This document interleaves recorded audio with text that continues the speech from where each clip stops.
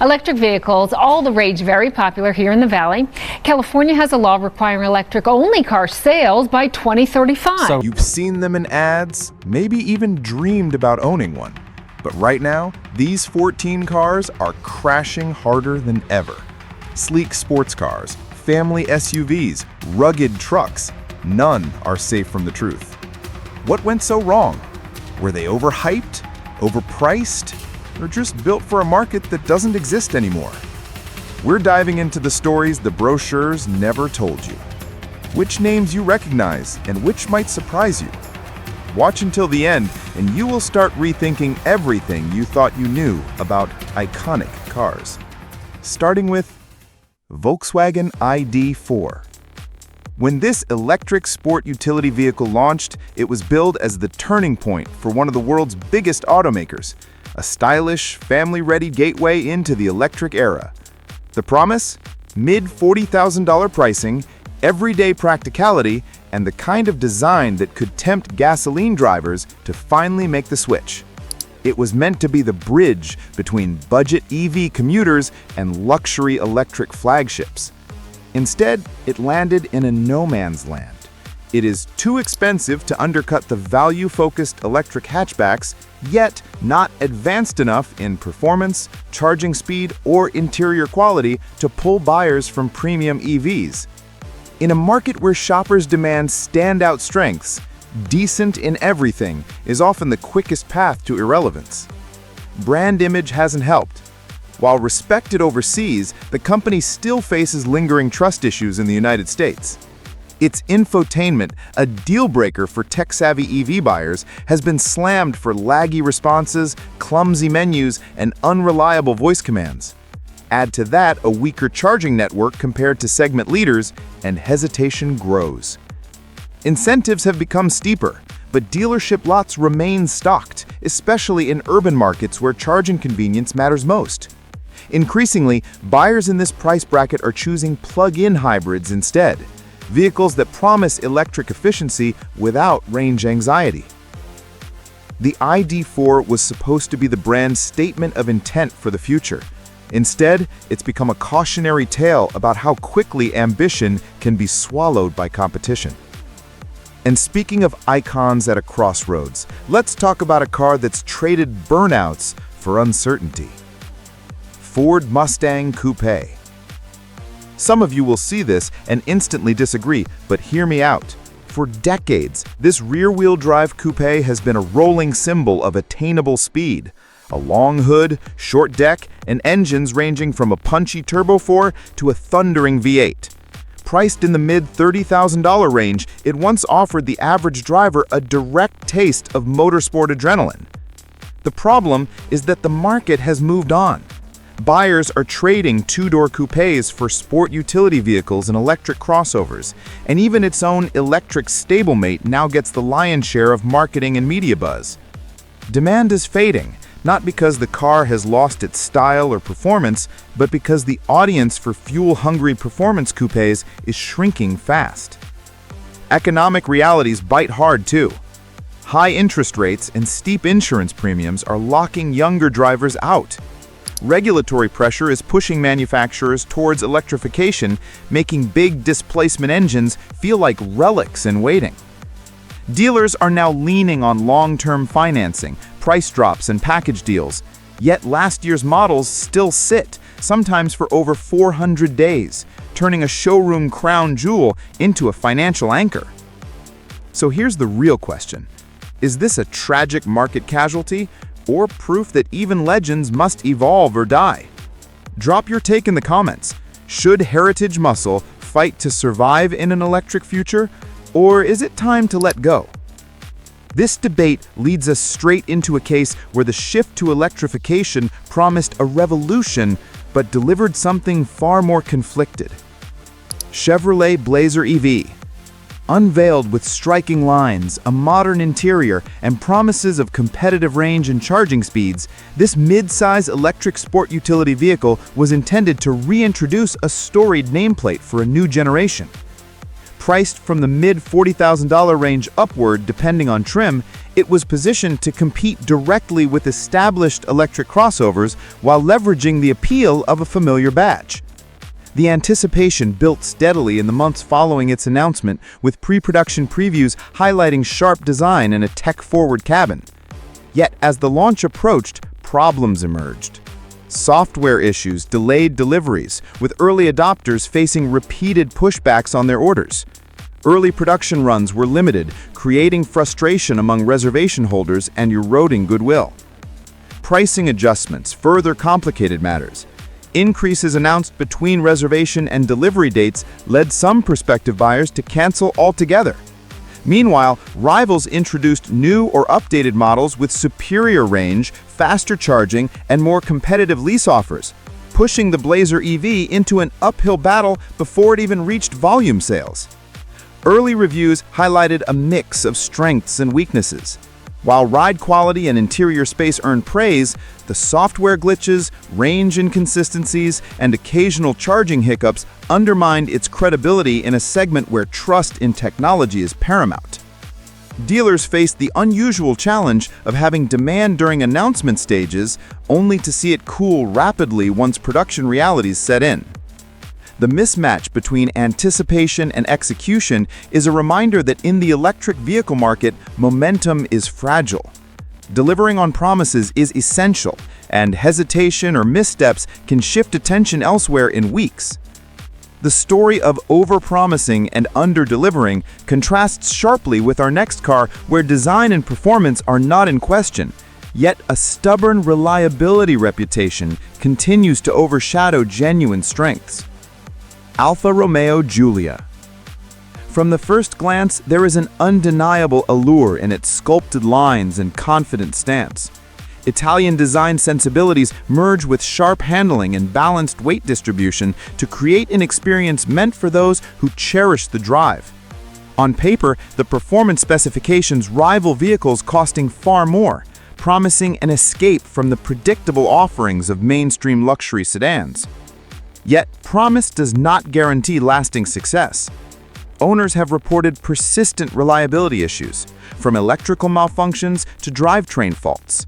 Even routine servicing has revealed complications that erode buyer confidence. For a vehicle priced above $40,000, the thrill is overshadowed by the worry of long-term costs and inconvenience.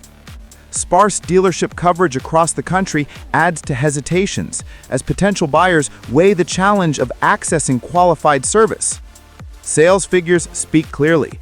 Only a fraction of anticipated units have moved, leaving dealers with inventory that resists turnover even under aggressive discounting. Depreciation strikes quickly, discouraging those who value strong resale potential. Admiration from enthusiasts persists, especially for its precise steering and performance character, but admiration alone cannot sustain sales in a segment where luxury buyers demand both excitement and dependability. In this case, the tension between style and substance is unresolved, leaving a beautiful machine stranded in an unforgiving marketplace. Subaru Sultterra. When this electric sport utility vehicle debuted, it carried the weight of two brands' reputations. As a joint development with Toyota, it was meant to combine Subaru's all-wheel drive expertise with Toyota's electrification know-how. The promise? A capable, winter-ready electric crossover starting in the mid-$40,000 range, aimed at adventurous buyers looking to go green without sacrificing versatility. Expectations were high, but reality has been underwhelming. Range estimates fall short of class leaders, with some trims barely surpassing 220 miles under ideal conditions. Charging speeds lag well behind newer rivals, making long-distance travel a planning exercise rather than a convenience. While all-wheel drive is standard, overall performance feels modest, especially when compared to sportier electric competitors in the same price bracket. Interior design offers a functional layout, but materials and fitment lean toward economy rather than premium, an issue at this price point. Infotainment and driver assistance features perform adequately, but fail to stand out in a market where competitors boast crisp graphics, faster processors, and more intuitive controls. Compounding the challenge is competition from within. Toyota's nearly identical BZ4X offers similar capabilities with broader dealership support and slightly more brand recognition in the electric space. This leaves the Sultterra struggling to define why buyers should choose it over its twin or over entirely different electric options that offer longer range and faster charging for similar money. Dealer feedback has been consistent. Early interest gave way to slower than expected sales, and incentives have already appeared despite the model's short time on the market. For a vehicle meant to represent Subaru's electric future, its cautious approach has resulted in a product that fails to generate the enthusiasm needed to thrive. This contrast between promise and execution is also seen on a car, where a classic American muscle sedan tries to reinvent itself for a changing world with equally mixed results. Dodge Charger. Few nameplates are as tied to American performance heritage as this full-size sedan. For decades, it has represented V8 power, aggressive styling, and an unapologetic attitude toward fuel consumption. The latest generation sought to evolve that formula by introducing electrified options alongside traditional gasoline engines. Starting in the mid-$40,000 range, it aimed to appeal to both longtime loyalists and a younger audience leaning toward modern technology. The reception has been conflicted. Fans devoted to the roar of a naturally aspirated or supercharged engine view the electrified versions with suspicion, feeling the soul of the car has been diluted. At the same time, buyers already committed to electric mobility remain skeptical of a brand historically associated with high emissions and fuel inefficiency. This split identity has created a product that appeals strongly to neither camp. Financial factors deepen the challenge. Performance sedans carry inherently higher insurance premiums, and with rising interest rates, the monthly payments can be steep for the blue-collar enthusiasts who once made up the Charger's core market. The model's size and fuel economy also place it at odds with a market increasingly dominated by efficient crossovers. Competitors have been more decisive. Some have doubled down on gasoline performance, while others have fully committed to electrification, leaving the Charger's middle ground approach feeling indecisive. From dealer reports, while launch events generated strong traffic, actual sales conversion has been slower than expected. For a brand that once thrived on excess and clarity of purpose, the Charger's hesitant step into a new era illustrates how difficult it is to evolve without alienating the very audience that built your reputation. That challenge of balancing old and new is also at the heart of our next subject, a sports coupe that tries to blend nostalgia with modern performance. Nissan Z.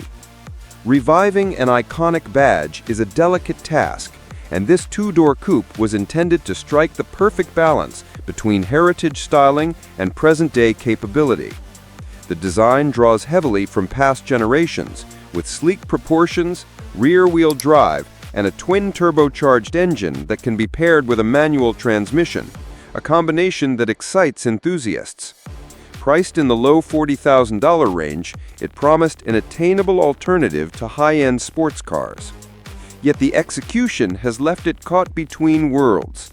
Cabin technology feels outdated next to similarly priced performance vehicles, and interior quality does not fully match the cost. Practicality is predictably limited, but in a market where buyers demand more versatility from their performance purchases, that limitation weighs heavier than it once did. Competition is fierce. The Toyota GR Supra offers a more refined interior and sharper handling.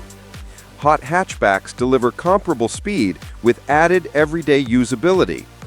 Even electric performance cars with instant torque now lure buyers away from traditional sports coupes. Once options and dealer markups are factored in, The Z's pricing can overlap with far more polished alternatives, undermining its value proposition.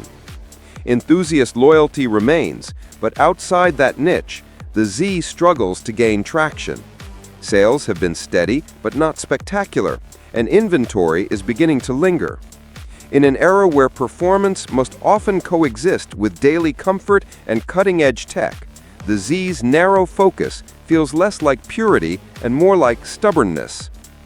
The struggle to reframe a legacy model for today's market takes an even bolder turn, where a traditional off-road brand leaps into the luxury electric segment only to find the landing far rougher than anticipated. Jeep Wagoneer S. This all-electric luxury sport utility vehicle was intended to mark a turning point for the brand, moving beyond its rugged roots into premium electric territory. Priced from the high $60,000 range and boasting bold styling, it promised a blend of upscale comfort, off-road credibility, and competitive range figures. The challenges began almost immediately. For a brand celebrated for trail capability, the Wagoneer S's off-road credentials are modest at best, focusing instead on road comfort and sleek aesthetics. This departure from identity has left some loyalists confused, while luxury EV buyers accustomed to brands like Tesla, BMW, and Mercedes-Benz see little reason to switch. Range and charging performance are competitive on paper, but software stability and real-world efficiency have drawn criticism from early reviewers. Interior fit and finish is an improvement over some of the brand's past efforts, yet still falls short of the polish expected in the premium price bracket. Infotainment responsiveness and user interface quirks further undermine the upscale pitch. The competitive set is relentless. Rivals offer either longer range, more luxurious appointments, or more established EV track records. Without a standout advantage, the Wagoneer S is left vulnerable in a segment where brand loyalty is harder to win. Dealers in affluent areas have reported slower than expected movement, despite promotional financing and lease deals. For a vehicle meant to elevate its brand's image, the lukewarm reception suggests that ambition alone is not enough. It must be matched by execution and authenticity. From here, our list moves into European luxury, where style and performance are promised, but long-standing concerns about dependability continue to drag down sales. If you have made it so far, please hit the subscribe button. Jaguar FPace. In a market dominated by German precision and increasingly challenged by Korean innovation, this British luxury sport utility vehicle sought to stand out with elegant styling, balanced performance, and a touch of heritage charm. With a starting price in the low $50,000 range, it was positioned to compete directly against the BMW X3, Mercedes-Benz GLC, and Audi Q5, aiming to capture buyers who valued both driving engagement and premium comfort. Its exterior design remains one of its greatest strengths, sleek, proportionate, and distinctly different from its Teutonic rivals. On the road, handling is poised, steering is precise, and performance options satisfy those seeking more than mere utility from an SUV. Yet these strengths have not been enough to offset its weaknesses in the eyes of many shoppers. Reliability concerns remain persistent.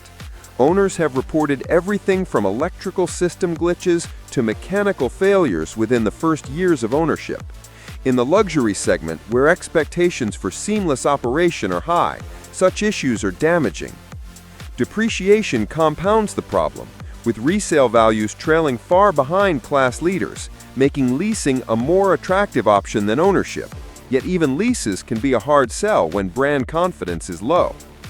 Inside, material quality and design have improved with updates, but rivals have moved faster in integrating advanced infotainment, driver assistance systems, and electric or hybrid options. The brand's shrinking presence in the United States market further limits appeal, with fewer dealerships and service centers than competitors. Even aggressive discounts and finance offers have struggled to reverse the trend. The FPace's challenge is not that it fails outright in any one area, rather that it competes in a segment where good enough is simply not enough. Buyers seeking luxury have abundant alternatives that combine dependability, features, and prestige in a way this model has yet to match. Now, from luxury SUVs with image problems, we now shift to the polar opposite, a bare-bones sedan that trades prestige for price, only to discover that low cost alone can no longer guarantee a steady flow of buyers. Mitsubishi Mirage G4. This subcompact sedan has long carried the title of one of the most affordable new vehicles in America. Priced below $17,000, it offers basic transportation with low running costs, modest fuel economy, and straightforward operation. For years, that formula attracted first-time buyers, fleet operators, and anyone seeking the most economical route to a brand new car. Yet in today's market, affordability without aspiration is a tough sell. The Mirage G4's modest three-cylinder engine delivers adequate city performance, but struggles at highway speeds. Cabin design is Spartan, with hard plastics, minimal sound insulation, and only the most essential technology. While this simplicity reduces complexity for repairs, it also makes the car feel dated in an era when even budget models boast large touchscreens, smartphone integration, and advanced safety features. Perception plays an outsized role. For many shoppers, driving a Mirage signals not financial savvy, but financial limitation, a branding problem that undercuts its value proposition. Used cars for more reputable brands, often with better equipment, can be purchased for similar monthly payments, eroding the Mirage's once clear advantage. Sales have reflected this shift. Even with dealer incentives and low advertised payments, inventory tends to linger. Competing small sedans and hatchbacks now offer more engaging styling, stronger warranty coverage, and livelier performance without significantly higher costs. The Mirage G4's fate underscores a broader truth in automotive retail. Consumers want to feel good about their purchase, even at the lowest price points. Without delivering an emotional connection or modern appeal, a product risks being chosen only when all other options are unavailable. Stripped-down transportation is not just a small car problem. In the minivan aisle, one model tried to sell value the same way and ran into the same wall. Chrysler Voyager. The concept was straightforward: offer families the spaciousness and practicality of a minivan at a lower price than premium competitors. Starting just under $35,000, this model promised the same basic platform as its more upscale sibling, but with fewer frills. For budget-conscious households, the initial value seemed appealing.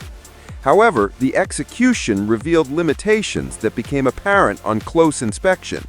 The interior relies heavily on hard plastics, with basic cloth seating and minimal sound insulation. Many convenience features that modern buyers expect, such as advanced infotainment, flexible seating configurations, and comprehensive driver assistance technology, are either absent or locked behind costly packages. Brand perception has also been a hurdle. Chrysler's reduced lineup raises questions about long-term product support, and projected resale values lag behind rivals from Toyota, Honda, and Kia. Families making such a large purchase tend to factor in reliability and brand stability, both of which weigh against the Voyager. Dealers have responded with discounts and lease incentives, yet the model's presence on lots remains steady, an indicator of slow turnover. Without a more compelling mix of features and brand confidence, the Voyager risks being overshadowed by used alternatives that deliver more for similar money. Ford F550 Superduty. Purpose-built for commercial applications, this chassis cab truck boasts impressive towing and payload capabilities, making it a go-to choice for municipalities, contractors, and specialized industries. Configurations can push the price beyond $60,000, especially when equipped with diesel powertrains and vocational upfits. The current challenge lies not in the truck's capability, but in market timing. During the supply shortages of 2023, fleet buyers placed large orders to secure inventory. By the time production ramped up, demand had cooled, slowed by rising interest rates, delayed projects, and tighter commercial budgets. The result has been overstock on a scale rarely seen in this segment. Some metropolitan dealers report years' worth of inventory on hand, with units depreciating before they ever see active service. While incentives have grown increasingly aggressive, the reality is that no discount can convince a buyer to take delivery of a truck they have no immediate use for. Compounding matters, the heavy-duty segment has become more competitive. Manufacturers are offering more refined cabins, better driver assist technology, and even alternative fuel options to appeal to municipalities and green-conscious fleets. While the F550 remains a solid workhorse, its appeal is more about durability than innovation, a position that can be vulnerable when economic conditions tighten. This scenario, where a capable product is sidelined by market forces rather than flaws, is echoed by its smaller sibling, our next subject, though in that case, competition from newer models has made the oversupply problem even worse. Ford F350 Superduty. With decades of loyalty behind it, this heavy-duty pickup serves both commercial buyers and private owners who need serious towing muscle. Pricing starts in the high $40,000 range and can climb past $80,000 in luxury trims. On paper, it should be one of the safest bets in the segment. Yet it now faces the same stockpile dilemma as the F550. Dealers and fleets placed large orders during the post-pandemic demand surge, only for economic optimism to cool before deliveries arrived. Interest rates spiked and newer models loomed, prompting many buyers to wait rather than grab a discounted last year's truck. In heavy-duty pickups, timing is critical. Shoppers are sensitive to even small styling or tech updates, and the latest offerings from Ram and General Motors bring upgraded cabins, better driver assist technology, and even alternative fuel options to appeal to municipalities and green-conscious fleets. While the F350 remains a solid workhorse, its appeal is more about durability than innovation, a position that can be vulnerable when economic conditions tighten. This scenario, where a capable product is sidelined by market forces rather than flaws, is echoed by its smaller sibling, our next subject, though in that case, competition from newer models has made the oversupply problem even worse. After all this talk of trucks and utility, we close with a machine built for nothing but speed and a legend now at risk of being left in the dust: Nissan GTR. For years, this high-performance coupe carried a near mythical reputation. Known for its twin-turbocharged six-cylinder engine, all-wheel drive traction, and track-ready engineering, it could humble supercars costing twice as much. With a current base price exceeding $100,000, it remains a technical marvel on paper. However, the market of 2025 is far less forgiving of stagnation.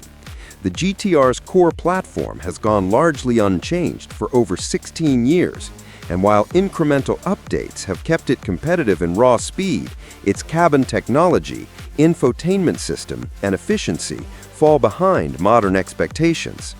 Younger buyers, those most likely to embrace high-performance coupes, are increasingly drawn to electric vehicles with blistering acceleration, lower running costs, and advanced driver assistance features. Against such competition, the GTR's appeal is rooted firmly in nostalgia rather than innovation. Compounding the problem is the expansion of rivals in both luxury and domestic performance markets. German brands offer high-tech coupes that balance speed with daily usability, while American muscle cars are adopting hybridization and advanced infotainment to broaden their audience. In comparison, the GTR feels like a time capsule, impressive but disconnected from where the market is headed. Sales reflect this reality. Inventory remains in showrooms far longer than in its heyday, and depreciation, once minimal thanks to its rarity, has begun to accelerate. Dealers face the challenge of marketing a six-figure sports car that appeals strongly to a shrinking niche. The GTR story is a fitting conclusion to this list, proof that even legends must evolve or risk fading from relevance. In the modern automotive market, Standing still is rarely an option, and the pace of change is only accelerating. So after all that talk, here's the real question. Are these cars victims of bad luck, bad timing, or just bad decisions? Which one surprised you the most? Which do you think deserves a comeback, and which should stay gone? Drop your thoughts below, because I'm reading every comment. Thanks for watching, and I can't wait to see where you stand.